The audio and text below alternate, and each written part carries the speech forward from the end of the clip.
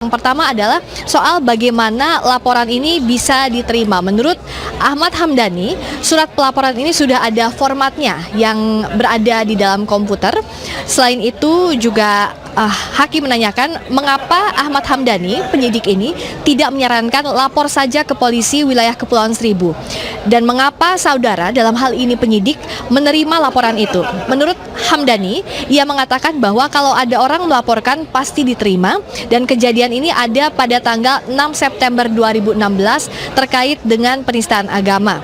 Hamdani mengatakan bahwa dirinya tidak tahu kapan itu kejadian di Kepulauan Seribu, dan selesai membuat laporan ini diperlihatkan kepada pelapor membaca, kemudian ditandatangani, dan register laporan polisi diisi setelah melapor. Hakim menanyakan kembali siapa yang mengisi register laporan itu. Menurut Hamdani, yang mencatat register laporan polisi adalah orang lain, dan Hakim menanyakan kembali kepada Hamdani membacakan dokumen tanggal kejadian Kamis 6 September pukul 11 waktu Indonesia Barat.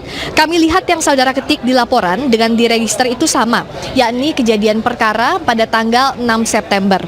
Saudara yakin yang dilaporkan hari Kamis, dan yang menyebutkan tanggal dan hari siapa? Itu pertanyaan dari Hakim, dijawab kembali oleh Agung Hamdani, yang menyebutkan tanggal dan hari itu adalah pelapor sendiri. Itu tadi sejumlah transkrip langsung dari ruang sidang yang kami peroleh. Di dalam ruang sidang juga ada tim liputan kami, Imran Fadilah dan Syailendra Tama di luar aula dari gedung Kementerian Pertanian ini, yang memantau bahwa saat ini memang penyidik masih dalam proses ditanyai oleh majelis hakim. Yang kita tangkap dari transkrip langsung ini, artinya yang pertama kali ditanyakan oleh hakim adalah bagaimana proses laporan dari Wiliudin Dhani ini diterima oleh penyidik di Polresta Bogor. Tadi Ahmad Hamdani mengatakan bahwa laporan ini diterima karena memang ada laporan Wiliudin yang datang bersama 3 orang lainnya. Ada 4 orang yang melaporkan langsung pada Jumat 7 Oktober 2016, dan isi laporan ini sudah dibaca dan ditandatangani sendiri oleh pelapor, yakni Wiliudin Dhani. Mengapa hal ini penting ditanyakan? Mengapa hal ini dinantikan disampaikan oleh para penyidik dan digali keterangannya di muka sidang? Karena sidang kelima kemarin harus ditunda untuk mengklarifikasi hal ini. Ada perbedaan waktu dan tempat dari berita acara pemeriksaan yang disampaikan oleh Wiliudin Dhani, dan ini saat ini masih dikonfirmasi oleh hakim kepada Bribtu Ahmad Hamdani yang pertama, dan nanti berikutnya adalah Bribka Agung Hermawan. Setelah 2 orang penyidik ini dimintai keterangannya di muka sidang, diberikan pertanyaan baik oleh majelis hakim, jaksa penuntut umum maupun tim penasehat hukum, berikutnya saksi Wiliudin Dhani ini akan kembali dihadirkan di muka sidang untuk dicocokkan keterangannya dengan kedua orang saksi ini. Dan informasi yang kami peroleh, saudara, untuk hari ini yang sedianya ada 6 orang saksi dengan kapasitas pelapor maupun penyidik dari Polres Bogor. Tapi informasi yang kami peroleh dari tim penasihat hukum, ada 2 orang saksi yang batal hadir pada hari ini, yakni Iman Sudirman dan Muhammad Asroi Saputra. Untuk alasan ketidakhadiran kedua orang saksi ini hingga saat ini masih belum didapatkan. Tapi yang jelas artinya dengan berkurangnya 2 orang saksi, maka yang akan dihadirkan hari ini hanya 4 orang saksi saja sejauh ini, yakni yang pertama dihadirkan tadi 2 orang penyidik, yakni Bribka Agung Hermawan dan Bribtu Ahmad Hamdani. Nantinya ada Wiliudin Dhani dan juga Ibnu Baskoro. Ibnu Baskoro ini juga sedianya dihadirkan pekan kemarin tapi berhalangan hadir karena berada di Aceh, dan nantinya akan dimintai keterangan lagi di muka sidang. Fristian. Baik, Friska Clarissa melaporkan langsung dari Auditorium Kementerian Pertanian. Kang Asep, tadi ada beberapa hal yang ditanyakan oleh majelis hakim. Betul seperti yang Anda katakan tadi, pasti ditanya kapan dapat laporannya. Bahkan tadi katanya Ahmad Hamdani, dari transkrip yang dibacakan oleh Friska tadi, Ahmad Hamdani sudah menanyakan kenapa Anda tidak melapor ke Kepulauan Seribu tapi lapornya di Bogor. Ya, itu kan saya bilang jadi keanehan. Ketika katakan aja kesaksiannya diragukan, kemudian dimuat dalam berita acara, kenapa harus diberkas? Nah, sekarang kan risiko. Ketika sekarang diberkas dia memberi keterangan kesaksian di pengadilan, jaksa mendakwa lokus tempus deliktinya 27 September di Kepulauan Seribu. Ini saksi mengatakan di Tegal, di Bogor tanggal 6 September, ya silakan risiko atas pernyataan. Nanti tidak sembarangan, karena kesaksian orang kan pengaruh nasib orang kan. sekarang harus diproses. Dan Ini katanya pembelajaran tadi- bagi siapapun, bagi siapapun ya jangan, jadi saksi itu berat tanggung jawabnya, ada saksi palsu. Atau kalau ini kan sebelumnya ini keterangan palsu, ya. Jangan sampai setiap orang memberikan laporan, pengaduan yang tidak ada buktinya. Ini kan menyangkut nasib orang. Nah kebetulan ini diliput oleh media. Semua anak bangsa menyorot persidangan ini. Bayangin kalau nggak ada, kan banyak akibatnya peradilan sesat, ada kesaksian yang diterima tanpa diklarifikasi. Nah sekarang untuk kesaksian ini saya pikir ini pembelajaran bagi siapapun, ya ini menyangkut masalah yang sensitif, timbul jadi perhatian semua anak bangsa. Kesaksian harus dipertanggungjawabkan karena dia menandatangani Di setiap lembarnya. setiap lembar ya. Dan itu tidak hanya berlaku dia, pembelajaran bagi siapapun, satu itu. Kedua, dari aparat penegak hukum, entah kepolisian atau kejaksaan, kalau kesaksian nanti tidak punya nilai pembuktian, jangan dipasukan di berkas, kan bisa dikesampingkan. Kan tadi saya katakan tidak semua laporan harus diproses. Kalau laporan tidak hubungannya dengan kejadian lokus tempus deliktinya, misalkan Asep mengadakan penganiayaan, pembunuhan, perkosaan tanggal 17 Januari, tapi dia mengatakan 17 Desember, kan nggak harus diproses dong, kesampingkan kan? Karena tidak, sekali lagi, laporan kalau tidak mempunyai bukti permulaan yang cukup tidak harus diproses. Tadi saya katakan, kenapa ini bisa jadi saksi? Tapi kok prosesnya kan panjang, Kang, dari penyelidikan, kemudian penyidikan, setidaknya penyelidikan dulu deh dari Polres Bogor dan beberapa Polres lain tempat para pelapor melapor, kemudian ditarik ke Mabes Polri, ada proses penyidikan di sana, penetapan tersangka. SPDP-nya tadi, apakah ada SPDP atau tidak SPDP? Kemudian diteliti nggak? Di kelompok saksi akan, kan tujuan jaksa membuktikan perbuatannya, tanggal dan tempat itu dan perbuatannya, kan siapa berbuat apa dipertanggungjawabkan. Apakah kelompok saksi ini masuk apa enggak? Kalau kira-kira tidak masuk, apalagi tempat dan tanggal, kenapa harus Itu bisa diberkas? dicoret? Ya bisa dikesampingkan kan? Seharusnya. Ya seharusnya ngapain kan ketika saksi banyak tidak punya kualifikasi kan dia berhak menyaring. Kan tadi saksi katakanlah sekali lagi katakanlah saksi 10. Kalau satu berbeda dengan 9, kalau katakan yang 9 nonton semua konsisten lah 9. Ya sudah 9, yang satu kan nggak usah dimasukkan. Dan jangankan saksi, ahli aja kan yang kira-kira tidak menguntungkan dikesampingkan kan. Nah itu satu. Tapi sebenarnya kalau saya sebenarnya gampang kok. Kalau kita memang mau bohong gampang. Kan KUHP mengatur tadi 163. Ketika berita acara di BAP berbeda dan berita acara di persidangan berbeda, boleh kok. Saya bacain. Takut saya bilang buta huruf lagi kan. Kan di tempat lain ada dibilang buta huruf saya. Ya. Nah di sini saya baca ini 163. Kok ini hakim-hakim pasti hafal. Ya 163 KUHP ya mengatakan gini. Nih. Jika keterangan saksi di sidang berbeda dengan keterangan yang terdapat dalam berita acara, hakim ketua sidang mengingatkan saksi, udah diingatkan sama saksi hakim kemarin kan, tentang hal itu, serta minta keterangan mengenai perbedaan yang ada dicatat dalam berita acara pemeriksaan sidang. Artinya apa? Kalau saya jadi saksi bilang aja lupa, selesai kan? Kalau Pak manusiawi, lupa waktu itu Pak, cuma saya nonton di media sosial, di YouTube, tanggalnya lupa. Nah, kalau dia ngotot 6 September dia mengatakan sekarang itu adalah yang ngetik polisi, ya nggak bisa. Polisi tadi mengatakan kan penyidik perbalisan sesuai dengan prosedur tata aturannya dan dia tetap mengatakan tanggal 6 September. Resiko lah dia. Tanggal 7 Oktober sih laporannya. Ya laporan, tapi kan kejadiannya di bukunya tulis tanggal 6 September. 6 September. Kalau laporan pasti nggak mungkin kan. Lebih lucu lagi kalau laporannya tanggal 6 September kan kejadian belum ada bikin laporan. Kalau 7 pasti setelah kejadian. Kan kalau saya jadi saksi yang katakan, iya saya melihat tanggal 1, 2 Oktober Pak, kejadian September, cuma saya lupa lagi. Cuma itu saya katakan, ya kira-kira 6 September, tapi ternyata salah, bukan 6 September, tapi 27. Kan udah 163 memungkinkan. Ini itu yang paling gampang jawabannya, lupa kejadian. Tapi kalau dia bertahan mengatakan kemarin, udah terlanjur loh diketik. Berita acara Berita acara persidangan kelima tadi dikatakan bahwa yang membuat itu adalah polisi. Nah sekarang saksi persidangan mengatakan, tidak. Saya hanya mengetikkan sesuai prosedur, ditanyain dan semua selesai.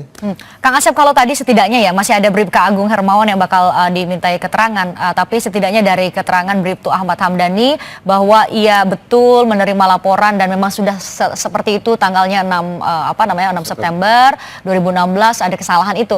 Kalau misalnya di dua keterangan saksi yang pertama ini dinyatakan bersalah, ada kesalahan dari keterangan Wilyudin begitu, tidak sesuai dengan lokus dan tempus delikti yang diperkarakan. Apakah kemudian hakim akan langsung tidak memintai keterangan Wilyudin sebagai saksi atau seperti apa mekanismenya, Kang? Gini, soal orang bilang soal cerita tadi konfrontasi. Kan hakim udah tahu persidangan kemarin. Wilyudin mengatakan tanggal ini. Cuma dia mengatakan itu yang ngetik polisi. Sekarang polisi mengatakan tidak, itu keterangan Wilyudin. Nah sekarang kita lihat apakah nanti hakim akan mengatakan ini keterangan palsu kesaksian palsu di persidangan atau tidak. Kita lihat, kita nggak tahu kan hakim akan menentukan. Tapi yang jelas tidak akan mungkin dipanggil lagi. Oh ini beda. Itu kan namanya konfrontasi, nggak boleh. Hakim hanya menilai keterangan saksi satu sama lain bersesuaian atau tidak. Jadi ketika Willy Udin sudah diberi keterangan kemarin tetap bertahan dengan keterangannya. Kenapa berbeda ini 27 padahal dia mengatakan tanggal 6. Hakim kan perlu keyakinan kan, dipanggil lah. Sekarang prosedurnya udah betul. Bahwa dia mengatakan tanggal 6. Hakim kan sudah bisa menilai di situ. Mana yang benar keterangannya. Jadi ketika hakim, biasanya kalau kita melihat ada saksi yang bilang saya menarik semua pernyataan saya yang pernah saya sampaikan melalui berita acara pemeriksaan. Kalau itu yang dilakukan Willy Udin? Boleh, itu kan 163. Tapi udah selesai pernyataannya. Kan tadi saya katakan. Pada persidangan kelima. Persidangan kemarin. Kita tidak menyatakan saya lupa lagi, saya berbeda dengan BAP ada kesalahan, karena saya lupa lagi, tinggal dijelaskan kan. Tapi kan jawabannya sudah mengatakan, kenapa ini 27 Anda tanggal 6? Itu yang ketik polisi. Nah seolah dia menyalahkan yang membuat berita acara. Padahal berita acara atau otentik. Nah sekarang yang pembuat berita acara mengatakan sesungguhnya. Itu dari keterangan Willy Udin sendiri. Selesai, nggak bisa dicabut lagi. Sudah bukan kerja tangan penyidik, nggak bisa tangan penyidik. Karena kan tadi di ujungnya kan tanpa tekanan, tidak ada tambahan keterangan dalam keadaan sehat di atas. Dia tahu jawab yang bersangkutan. Tapi fakta itu kejadian yang mungkin aja sering kejadian. Tak salah ketiknya, salah ini. Kan sering kita komputer misalkan kan copy paste lupa tanggal waktu. Gini lah, ini baru pernah tahu. Biasa 2016, kadang-kadang kita kan 2016. Lupa tapi, nulis. 17 Januari 2016, padahal 2017. Tapi kalau itu sudah menyangkut akta dan ditandatangani, risiko ada pada yang menandatangani. Bukan pada yang membuat. Kecuali bisa dibuktikan, sekali lagi, ini akta otentik, sekali lagi, ya, tunduk pada BW, Burgerlijk Wetboek, kalau perdata pembuatannya. Artinya apa? Kecuali bisa dibuktikan sebaliknya. Bukti sebaliknya artinya apa lagi? Si yang memberi keterangan bisa membuktikan bahwa itu keterangan 6 September bukan dari saksi, tapi kesalahan dari penyidik. Itu harus dibuktikan sekarang. Tapi kalau penyidik tadi mengatakan ini prosedurnya gini, tahapannya begini, ya sudah. Sekali lagi, akta otentik itu akta yang kekuatannya sempurna, kecuali bisa dibuktikan sebaliknya. Itu bahasa hukumnya. Jadi artinya apa? Sekali lagi, kalau sekarang saksi bisa membuktikan bahwa waktu itu dia tidak mengatakan 6 September, tapi itu yang membuat 6 September adalah penyidik, nah itu harus dibuktikan oleh saksi. Sepanjang itu tidak bisa membuktikan, tetap atau otentik. Mekanisme membuktikannya seperti apa mekanisme membuktikannya? Ya sama, dimanapun kalau alat bukti, ya di perdata, surat, saksi, ya persangkaan, pengakuan, sumpah. Nah sekarang kalau penyidik mengatakan tetap itu sesuai prosedur, yang nggak bisa apa-apakan. Kan yang tahu waktu hanya berdua. Atau juga ada penyidik-penyidik lain. Tapi kalau katakan penyidik sesuai dengan prosedur, ya tetap itu keterangan. Dan harus dipertanggungjawabkan isinya. Kemudian tadi masuk kategori apakah ini adalah keterangan palsu ketika itu sebagai pelapor atau tidak? Jangan bisa kesaksian palsu, ya. Cuma tadi katakan kan berbeda antara makanya menyalahkan salah ketikan. Atau di awal juga bisa memberi keterangan palsu. Kan sederhana pemikirannya. Ketika ada orang melaporkan, kan kalau lihat 6 September Pak Ahok melakukan penodaan agama. Tempatnya di Tegal Luar. Pertanyaan saya, kok gak ditanya? Kan cuma satu nih, baru satu yang melaporkan kejadian di Tegal Luar Bogor itu adalah Pak Ahok melakukan pidatonya di Tegal Luar kan. Kalau lihat katakanlah akta itu benar ya, BAP itu. Kan harusnya penyidik kan meneliti. Nah, pertanyaan saya berikutnya, kenapa BAP ini bisa ke sana? Ke Mabes ketika itu ya disatukan. Oke lah ditarik lah mungkin ada keterangan itu. Tapi kan sekarang harus dilihat bahwa ini kejadiannya Pak Ahok bukan di kepulauan. Sekali lagi dengan asumsi yang melaporkan itu 6 September. Artinya bahwa 6 September itu ada Pak Ahok melakukan perbuatan di Bogor kan, wilayah Bogor. Harusnya kan dicari perbuatannya ini. Kalau ini nggak masuk kan tidak bisa terbang di berkas ini. Gabung dengan berkas lain. Karena ini perbuatannya berbeda dengan yang tanggal 27. Karena yang saat ini sedang diperkarakan adalah yang di 27 September. Sebenarnya di awal bagus kan polisi. Kenapa bukan lapor di situ kan? Di Kepulauan Seribu. Kepulauan Seribu. Ketika itu kan pasti curiga. Loh, kan kejadian Pulau Seribu. Tapi ini kejadian Tegal Luar. Pasti pikir, oh ini ada kejadian lagi. Jangan-jangan Pak Ahok sebelum 27 September, 6 September melakukan perbuatan kan. Oleh karena itu kemudian diterima laporan itu. Untuk kemudian di cross check lagi. Namun kalau misalnya ada laporan mengenai tindak pidana tertentu di lokus dan tempus yang berbeda, bukankah kemudian seharusnya Polresta Bogor melakukan pengembangan dengan mencari saksi atau petunjuk lain yang kemudian menguatkan dugaan? Kalau logika tadi Kang Asep bilang bahwa mungkin saja penyidik berpikir bahwa ada dua tindak pidana yang berbeda, tanggal 6 dan tanggal 27 September. Kenapa Ya kan harusnya ketika ada orang melaporkan Pak Ahok 26 September di Tegal luar Tegalega, saya lupa yang Tegal di Bogor itu ditindaklanjuti kan baru satu alat bukti kan, baru laporan seorang. Dari Wiludin. Itu wilayah ini dicari terus kan di Bogor ini. Ternyata Pak Ahok tanggal 6 September telah berpidato di situ, dicari kan berbeda dengan 27. Nah itu dicari oleh penyidik. Nah kalau nggak ada ya tidak bisa ditindaklanjuti karena tidak ada kaitannya. Nah kecuali tadi misalkan perbuatan ini berlanjut. Tanggal 6 September Pak Ahok mengatakan ABCD, tanggal 27 mengatakan ABCD, tapi harus didakwaannya ada pasal 64 karena perbuatan berlanjut. Tapi kan dakwanya tidak, hanya 27 September di Pulau Pramuka, Kepulauan Seribu. Kalau ini berbeda, sekali lagi dengan asumsi keterangan saksi 6 September. Tapi kalau sekarang katakanlah itu yang ngetik penyidik, ya saksi harus membuktikan bahwa dia tidak melaporkan kejadian di Bogor, tapi kejadian di Kepulauan Seribu dilihat di YouTube atau di media sosial. Nah itulah yang harus saksi sekarang pertanggungjawabkan. Ada nggak alat bukti membuktikan itu? Bahwa sebenarnya saksi itu mengatakan kejadian 27 September Pak Ahok berpidato di Pulau Pramuka. Lihatnya di mana? Di YouTube. Maka lapor di Bogor gitu kan. Dan kemudian bisa konsekuensinya ada kemungkinan ya, ada kemungkinan keterangannya dikesampingkan. Nah, jadi kalau sekarang di persidangan untuk perkara Pak Ahok dikesampingkan. Kan didakwanya pasal 156A lagi dan 156 itu perbuatan di Kepulauan Pramuka, Kepulauan Seribu itu dakwaan jaksa. Terus dibuktikan. Saksi itu membuktikan kan akte yang sah. Kalau ini tidak mau kategori yang sah. Pertama tadi jelas tidak kategori pasal 1/26, kemudian nilai kesaksian. Ternyata dia tidak membuktikan kejadian di Kepulauan Seribu, tapi membuktikan di Bogor, nggak ada hubungannya. Pas sekali lagi lah siapapun mohon dengan hormat tanpa mendahului pendapatnya hakim, sekali lagi siapapun hakimnya. Ya entah Irfan Hakim atau Cepi Hakim atau Usman Hakim, ya hakim pasti kesampingan karena yang dibuktikannya bukan di Tegal Bogor, tapi di Kepulauan Seribu. Kalau saksi mengatakan ini untuk membuktikan penodaan Pak Ahok, ya dipertanyakan hakimnya kalau nanti hakim mempertimbangkan kesaksian yang lokus tempus deliktinya berbeda. Itu yang menjadi tonggak dasar untuk kemudian mempertimbangkan kesaksiannya atau keterangan saksi ini dimasukkan dalam pertimbangan hakim atau tidak ya Kang Asep. Ini si hakim nanti ujungnya irrelevan, bahwa pasti akan dikesampingkan. Ya kalau yang lain mungkin ya dia tahu lah, wajar lah misalkan tahu dibenarkan juga oleh Pak Ahok gitu kan. Tapi kalau ini kan dia nonton tapi bukan kejadian di Kepulauan Seribu. Nontonnya mungkin Kepulauan Seribu tapi dikatakannya di Bogor. Atau ketika itu mungkin saja dia menonton sebenarnya di Tegalega Bogor, betul? Tapi tanggalnya betul.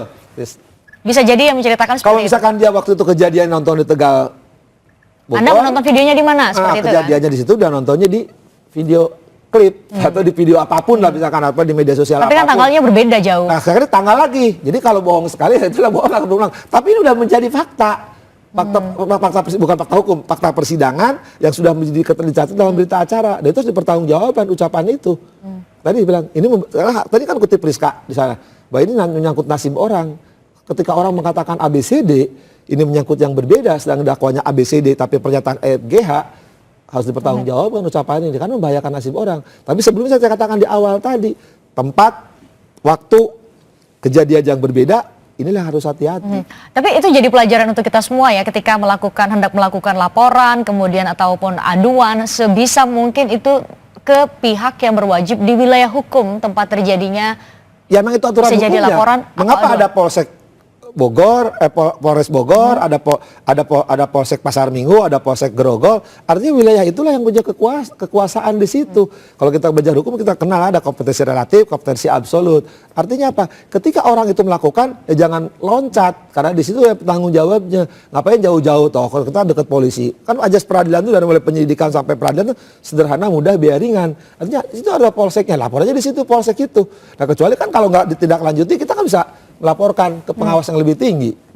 Berarti ketika itu dapat laporan di Tegalega, di Tegal Bogor Jawa Barat yang sebenarnya tindak pidana yang dilaporkan diduga ada di Jakarta, berbeda wilayah hukum provinsi, berbeda provinsi. Bayangin, Poldanya juga berbeda, Polresnya berbeda, kan tuh ya maaf ya saya katakan ya pertanyaan saya ginilah, saya misalkan tahu ada kejadiannya di Sulawesi lah atau di Papua menghina saya.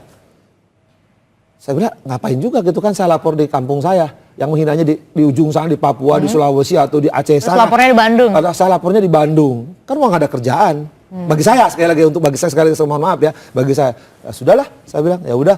Toh pasti kan kejadiannya saya dihina, saya di daerah Aceh, di daerah Papua, di daerah Sulawesi. Orang sana juga nggak ribut, ngapain saya yang ribut di sini? Tapi kan kalau misalnya kita asumsikan bahwa Wiliudin Dhani ini merasa karena ini berkenaan dengan agamanya, ia punya kepentingan, laporan yang dilakukan ke Polresta Bogor ketika itu adalah bentuk rasa inginnya untuk kemudian melindungi, tidak ingin agamanya dinodai. Seperti apa mekanismenya, Kang? Kalau misalnya ada tindak pidana terjadi di daerah lain, laporan, jadi tidak perlu harus ada berkaitan langsung dengan dirinya, namun ini menurutnya bisa jadi adalah sebuah tindak pidana, tapi saya ada di Jakarta. Tapi kira-kira atau yang saya duga ada tindak pidana di Papua tadi misalnya jauh. Seharusnya mekanismenya gimana? Tadi saya katakan di awal, di luar delik aduan, kalau ini delik biasa, ya, penodaan agama, perkosaan, pembunuhan, penganiayaan, tanpa ada laporan, penyidik karena kewajibannya ansalve, dia harus menindaklanjuti, ya. Kecuali kalau misalkan sudah ada pembunuhan, ada penganiayaan, penodaan agama, polisi diam saja, patut dipertanyakan kan. Nah, ngapain sekarang orang di luar wilayah lain, istilahnya ngelaporin, apalagi tempat dan waktunya berbeda, itu kan fatal. Nah, sekarang kalau katakan kejadian ada perkosaan, pembunuhan, lu nggak usah jauh-jauh lah, yang dekat di Grogol. Nah, kita di sini, di sini satu jalannya Polres sama. Nah, di Pasar Minggu lah, misalkan tempat saya. Jakarta Pasar Selatan. Minggu, Jakarta Selatan, ada kejadian, ada perkosaan, pembunuhan. Nah, kita hanya nonton di YouTube, di media sosial, terus kita lapor. Kan pikiran kita, ya ngapain kita lapor? Pasti orang Pasar Minggu juga pasti lapor kok. Kan itu segera penganiayaan, delik biasa kan. Mungkin juga Polsek sana, Polres sana juga pasti akan menindaklanjuti. Ada pembunuhan, ada penganiayaan, itu kan delik biasa, bukan delik aduan. Pasti menindaklanjuti. Nah, kenapa kita yang sibuk diselipi di sini di Palmerah harus lapor ke Polres, Polsek sini? Tapi kenapa itu tidak menjadi tolak ukur pertama? Jadi ketika penyidik menerima laporan atau aduan, kemudian dilihat bahwa wilayah hukum terjadinya tindak pidana tidak di wilayah hukumnya, bukankah itu kemudian menjadi tolak ukur pertama, kemudian dikatakan salah, Anda salah tempat untuk melapor? Tadi kan jawaban saya bilang katakan polisinya cerdas, kenapa Anda laporkan Ahmad Hamdani. Jawabannya kan bagus sekali kan, sebenarnya polisi cerdas dengan jawaban itu. Kenapa Anda nggak lapor di sana, kok lapor di sini? Yang menyarankan ketika dapat laporannya. Cuman berikutnya kenapa dibikin BAP? BAP-nya isinya begitu. Jadi kita yang tahu polisi, makanya saya bilang, itu tunggu jawaban periksa lebih lanjut gimana, kenapa gitu kan. Tapi kan polisi di awal udah bagus sekali. Kenapa Anda lapor di sini, nggak lapor di sana? Setiap orang katakan, sekarang kembali ke masalahnya. Saya seorang muslim, merasa ternoda agama saya. Ada orang mengatakan, bisa katakanlah Pak Ahok gitu kan. Nah persoalannya, saya kan nggak melihat, saya nggak mendengar, mengalami. Lebih baik kan saya tanya dulu yang di Kepulauan Seribu ketika betul tanggal sekian tuh, betul nggak Pak Ahok itu tanggal sekian ngomong ABCD misalkan. Kok kalian diam saja dong, ayo dong. Kan kita misalkan saya punya organisasi apa misalkan, ditanya ayo dong laporin aja lah dari sana, laporin. Nah. Kang, tapi kalau melihat setidaknya kapasitas dari Wiliudin Dhani, pertanyaannya adalah apakah semua pelapor harus dijadikan saksi atau bisa dijadikan saksi, atau sekedar jadi pelapor kemudian bisa jadi saksi bisa diambil dari proses penyidikan atau pengembangan proses penyidikan, jadi tidak harus pelapor. Tadi saat awal, siapapun berhak melaporkan, tapi tidak semua pelapor harus jadi saksi. Karena kategori saksi apa? Lihat dia dengar dan dia alami. Makanya KUHP mengatakan bagus, yang didengar keterangan pertama adalah korban. Tapi dalam perkara ini kan ini bukan tindak pidana material kan, tindak pidana formil. Ya tidak harus, kan saksi. Nah kata KUHP itu bagus sekali, alat bukti yang sah, keterangan saksi. Saksi adalah ini. Nah kalau nggak masuk itu jangan dihadirkan saksi dong, gampang kan? Pun dia adalah seorang pelapor. Siapapun pelapornya, kalau dia tidak lihat, dia tidak dengar, mau ngapain? Itu tidak akan minta kesaksian. Kalau kayak gini kejadian fatal kan? Kalau orang membuktikan ada perkosaan, ada pembunuhan, ada penganiayaan, tahu nggak? Nggak tahu. Akhirnya seperti itu. Baik, kita akan lanjutkan dialog kita, saudara, masih bersama Asep Iriawan nanti di Breaking News Kompas TV. Ya, saksi palsunya banyak, orang tidak berdaya, orang lemah, yang tidak punya kekuatan, dalam tanda petik minoritas, ini mayoritas, teraniaya. Kang, tapi dengan perkembangan teknologi saat ini, hukum itu kan kadang-kadang ada di belakang perkembangan kehidupan sosial kita, kadang-kadang juga ada di depan, seharusnya ada di depan. Tapi saat ini dengan adanya media sosial, kalau kita lihat dalam konteks kasusnya Ahok, banyak yang dibawa buktinya adalah mengenai secara digital, ada video dan sebagainya. Semua orang kemudian bisa melihat hal apa yang terjadi di luar dari wilayahnya lewat media sosial. Ini seharusnya kemudian dengan perkembangan tadi, perluasan apa tadi dari putusan Mahkamah Konstitusi, seperti apa, Kang? Nah gini, kita harus dibedain. Kalau pidana ya, ajas legalitas, due process of law-nya harus dipahami. Selama aturan undang-undang mengatur itu, ya tidak boleh keluar dari itu. Rubah dulu undang-undangnya, karena menyangkut ajasi orang itu. Nah sekarang katakanlah perkembangan, bahwa sekarang ada putusan mengatur, tidak harus selalu melihat. Ya betul, KUHAP juga ada mengatur kok, saksi yang berdiri sendiri istilahnya. Ya memang dia tidak lihat, dia tidak dengar. Misalkan gini kan, ada pembunuhan di tempat lain. Dia tidak lihat pembunuhannya, tapi tahu pembunuhnya pergi waktu itu. Dia bawa golok. Memang dia tidak melihat. Itu saksi yang berdiri sendiri. Makanya di KUHAP dijelasin di 185 harus jujur, objektif, harus ada keterkaitan berhubungan saksi satu sama lain. Kalau dia bawa golok, kalau belum tentu bawa golok untuk membunuh. Tapi betul tanggal jam 7 sore dia bawa golok. Sejam kemudian dia ada kejadian berbeda, ada orang di situ bersesuaian dong satu sama lain. Ya itu yang paling gampang. Atau tadi media sosial, orang dia melihat gambar. Tapi kan gambar yang di kasus Ahok pun menyatakan betul, saya tanggal 21 September saya di Kepulauan Seribu. Cuman yang jadi masalah sekarang kan, apakah dia sengaja punya niat itu untuk yang melakukan tindak lain, dan jaksa juga menanyakan apakah setelah adanya laporan ini, artinya laporan yang diberikan oleh saksi Wiliudin ini, apakah saksi ini mencari video YouTube yang dilaporkan. Hamdani menyatakan bahwa dirinya jadi tahu ada video itu setelah adanya laporan yang diberikan oleh Wiliudin. Dan apakah memang saksi yang saat ini dihadirkan, Bribtu Ahmad Hamdani ini benar-benar mengerti betul prosedur. Bribtu Ahmad Hamdani bahwa apakah dilakukan tindak lanjut atas laporan Wiliudin ketika itu tanggal 7 Oktober. Tindak lanjut dalam arti memintai keterangan dari saksi lain, mencoba mencari bukti lain. Tadi kan saya katakan kalau ini lokus tempus deliktinya di Bogor, Pak Ahok tanggal 6 September misalnya kan harusnya kan dicari. Tindak pidananya itu maksudnya bukan wilayah Jakarta Utara, pengadilan wilayah Bogor atau Cibinong atau Depok kan wilayah, saya nggak tahu wilayah tepatnya kan. Tapi yang jelas antara Bogor itu sendiri harus di situ kan. Kan sekarang jadi pertanyaan saya, kenapa berkas ini kok bisa loncat ke Jakarta Utara gitu? Katakan ditarik oleh Mabes Polri. Kan laporannya dengan asumsi ya, kan jelas melaporkan lokus tempus deliktinya ada kejadian di Bogor. Nah, dan diulang lagi yang pertama tadi, kok Anda melaporkan di sini bukan lapor di sana? Nah kalau sudah tahu gitu, itu kan saya katakan polisi pintar pertanyaan-pertanyaan. Kenapa nggak di sana? Ketika di BAP misalkan berbeda, bahwa ini kejadian yang ada di Bogor, BAP ini nggak bisa melesat ke itu karena tidak dilanjut perbuatan berlanjut kan? Karena jelas disebutnya Pak Ahok 6 September di situ. Katakanlah ini karena kesalahan, nggak bisa, ini udah akta otentik, ya. Ya, kalau otentik, tapi jelas terus kan sekali lagi hukum itu bermain waktu dan tempat di dakwaan itu. Jadi jelas kalau di BAP-nya Wiliudin ini jelas kejadiannya Pak Ahok untuk wilayah Bogor tanggal 6 September. Kalau kata Wiliudin itu salah penyidik, ya harus membuktikan. Tadi saya katakan bahwa saksi ini tidak mengatakan di Bogor, dia nontonnya di Bogor. Nah, ketika nonton di Bogor, pertanyaan saya, ya, kan dia menonton di Bogor, kan kejadiannya di sana. Kenapa nggak lapor di sana? Kalau lapor di sini, kenapa ini tindak lanjutinya berkas ini loncat ke sana? Kalau misalnya nanti kita bermain asumsi karena nanti setelah dua penyidik dari Polresta Bogor kemudian akan dimintai keterangan lagi Wiliudin, Dani. Kalau misalnya nanti Wiliudin dan tempus lain, dua hal yang berbeda. Kecuali sebenarnya kalau ini perbuatannya berlanjut. Tanggal 6 September Pak Ahok ngomong menodai agama, 27 juga menodai agama, tapi ada 64 didakwa, kan 64 enggak ada.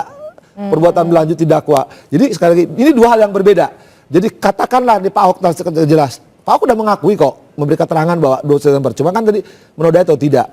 Kesaksian ini untuk Pak Ahok sekali lagi kalau dia untuk menerangkan itu tidak masuk. Untuk menerangkan karena dia menerangkan sana. Katakanlah sekarang udah itu salah pengetikan lah udah. Terima ya, ada asumsi salah pengetikan. Nanti kan lihat apakah keterangan ini bersesuaian dengan saksi lain atau tidak. Latar belakangnya di saksi, ya.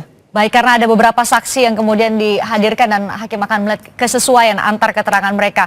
Kang Asep, kita lanjutkan lagi nanti dialognya. Usai jeda, saudara, tetaplah di Breaking News.